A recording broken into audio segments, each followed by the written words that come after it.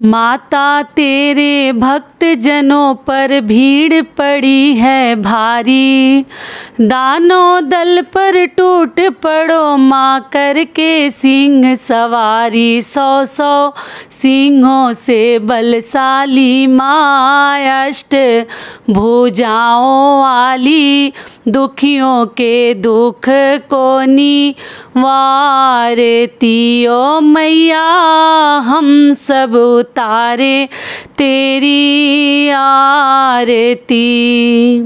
नमस्कार दोस्तों, मैं हूं ममता तिवारी और आप सभी का स्वागत करती हूं मेरे चैनल ममताज वे में। तो चलिए दोस्तों, आज हम इस वीडियो में श्री दुर्गा सप्तशती पाठ का 5वां अध्याय आज हम पढ़ेंगे और साथ में सुनेंगे भी।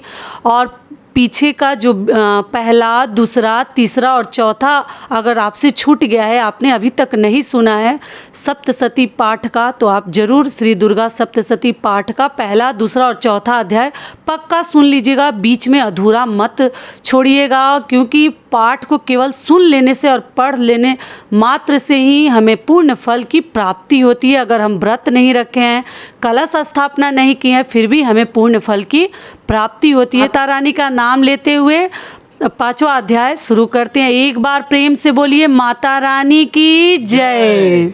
भक्तों, चलिए हम पाठ का आज 5वां अध्याय प्रारंभ करते हैं।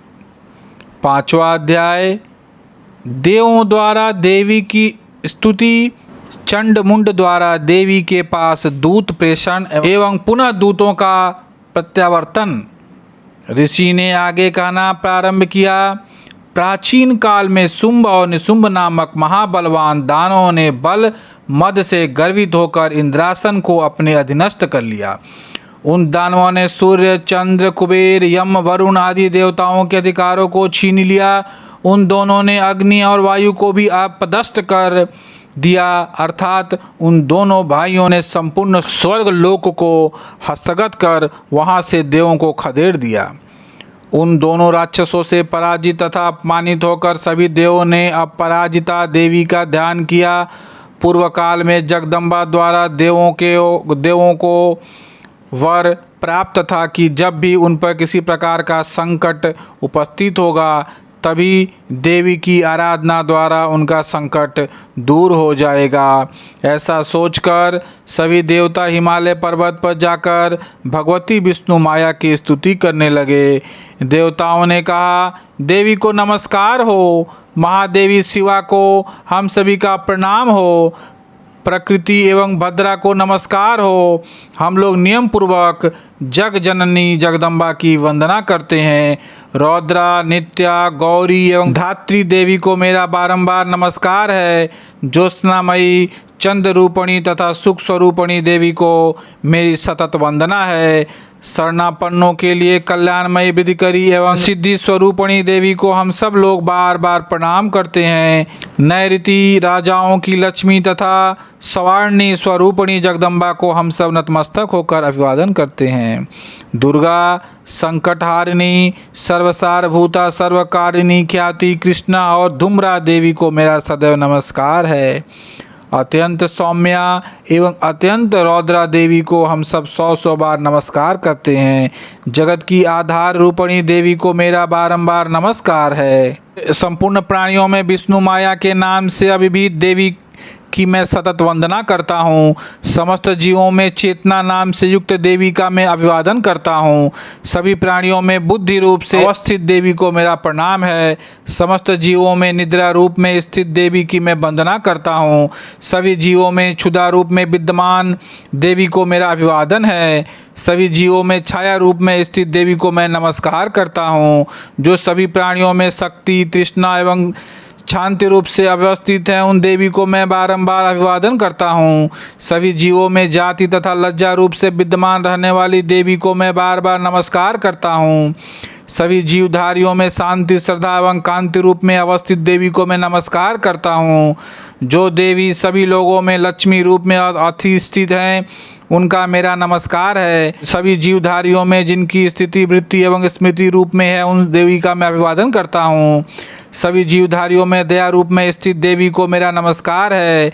सभी लोगों में तुष्टि रूप से परिव्याप्त रहने वाली देवी को मेरा नमस्कार है। इस सृष्टि में जिसकी स्थिति मात्र एवं भ्रांति रूप में होए है, उन देवी को मेरा प्रणाम है। सभी प्राणियों में व्याप्त इंद्रियों की अधिष्ठात्री देवी को मैं नमस्कार करता हूँ। जिनकी व्याप्ति इस सृष्टि में चैतन्य रूप में है, उन देवी को मेरा नमस्कार है। प्राचीन काल में अपनी इष्ट सिद्धि के लिए देवों ने जिनकी स्तुति की थी तथा चिरकाल तक देवराज इंद्र ने जिनका सेवन किया, वह कल्याणदात्री ईश्वरी हमारा हित एवं मंगल करे तथा मेरे पर आई हुई विपत्तियों का निवारण करे। इस समय दैत्यों के अनाचार से पीड़ित होकर हम सभी देवता जिन परमेश्वरी को प्रणाम करते हैं तथा जो व्यक्तियों द्वारा सदान्वित होकर स्मरण करने के बाद उनके समस्त संकटों का निवारण करती है, वे ही जगदम्बा मेरे कष्टों को ही दूर करे। इसके बाद ऋषि ने कहा, हे राजन, देवताओं द्वारा जिस समय वहाँ स्तुति पाठ हो रहा था, उसी समय पार्वती जी भी ने वहाँ गंगा स्नार्थ पदार्पण किया था। मनोहारी भ्रिकुटी से युक्त उन भगवती पार्वती ने देवताओं से पूछा, आप लोग यहाँ पर किसका स्तुति गान कर रहे हैं? तब उन्हीं के शरीर कोश से निर्गत शिवा देवी ने उत्तर दिया, ये सभी देव युद्ध में शुंभ निशुंभ नामक दैत्यों से अपमानित एवं पराजित होकर मेरी ही स्तुति कर रहे हैं। पार्वती जी के शरीर कोश से ही अंबिका देवी की उत्पत्ति हुई थी, इसलिए वे त्रैलोक्य में कौशिकी नाम से संबोधित की जाती हैं। कौशिकी के उत्पत्ति के बाद पार्वती जी के शरीर का रंग काला पड़ गया, इसीलिए हिमालय पर निवास करने वाली कालिका देवी के नाम से प्रसिद्ध हुई। तदंतर शुंभ निशुंभ के अनुचर चंड मुंड ने आकर परम मुग्धकारिणी रूप वाली अंबिका देवी को देखा।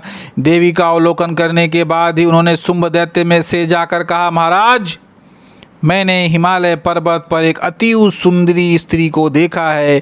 उसकी कांति से हिमालय आलोकित हो रहा है। वैसी अदिंद सुंदरी को हम कभी किसी ने नहीं देखा होगा। हे दानवराज, आप पता लगाकर उस स्त्री को ग्रहण कर लीजिए।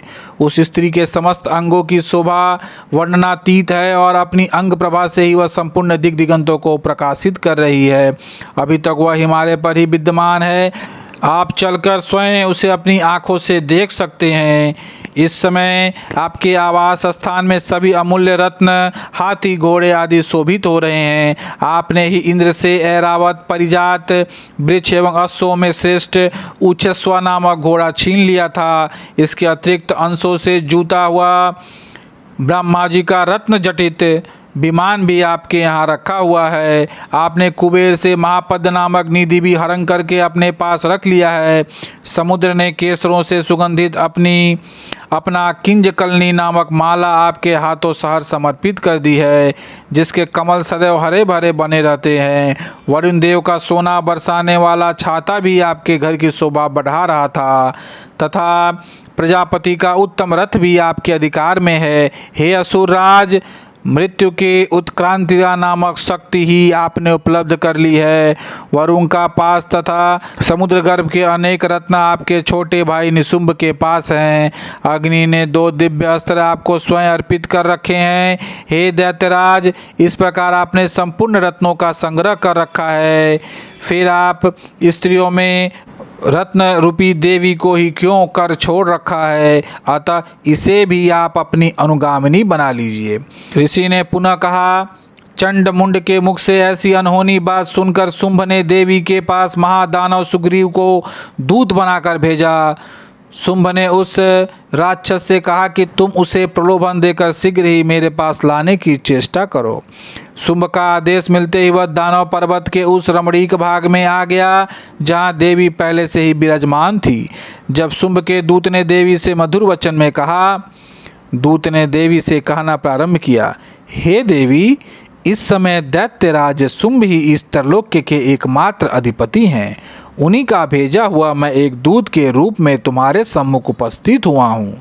सभी देवगण उनकी आज्ञा का पालन बिना प्रतिरोध करते आए हैं। कोई भी उनका आदेश नहीं टाल सकता है। उन्होंने संपूर्ण देवों पर विजय प्राप्त किया है। तुम्हारे लिए उन्होंने जो संदेश मुझसे कहलवाया उसे तुम ध्यान देकर सुनो। दानवराज ने कहा कि इस समय सारी सृष्टि में मेरी वशीभूत है। देवता भी मेरी बात का उल्लंघन नहीं कर सकते हैं। संपूर्ण यज्ञों का मैं पृथक पृथक रूपों से भोगता हूँ। त्रिलोकी के समस्त श्रेष्ठतम रत्न मेरे ही पास उपलब्ध हैं। देवराज इंद्र का सर्वश्रेष्ठ वाहन एवरावत हाथी मेरे ही पास है। क्षीर सागर के मंथन काल में प्राप्त उच्च सवा नामक अश्वरत्न देवताओं ने मुझे दे डाला है। इनके अतिरिक्त नागो गंधर्व या देवों के पास जितने अमूल्य निधि थे वे सब मेरे अधीन हैं। हे देवी, हम लोग तुम्हें नारियों में रत्न मानते हैं, अतः तुम हमारे पास चली आओ, क्योंकि उन दुर्लभ वस्तुओं का उपभोग करने वाला एकमात्र मैं ही हूँ। हे चंचलाक्षी, तुम मेरे या मेरे महाबलवान भाई निशुंभ के पास रहकर सुर दुर्लभ सुखों का उपभोग करो, क्योंकि तुम रत्न स्वरूपा हो। मेरा वरण करके ही तुम अतुल संपत्ति की अधीश्वरी बन सकती हो। तुम अपनी समझ से काम लो और मेरी पत्नी बनना सहर्ष स्वीकार करो। तब ऋषि ने कहा, दूत द्वारा ऐसी बात सुनकर कल्याणकारिणी भगवती दुर्गा अपने मन में गंभीर भाव से मुस्कुराते हुए उस दूत से बोली।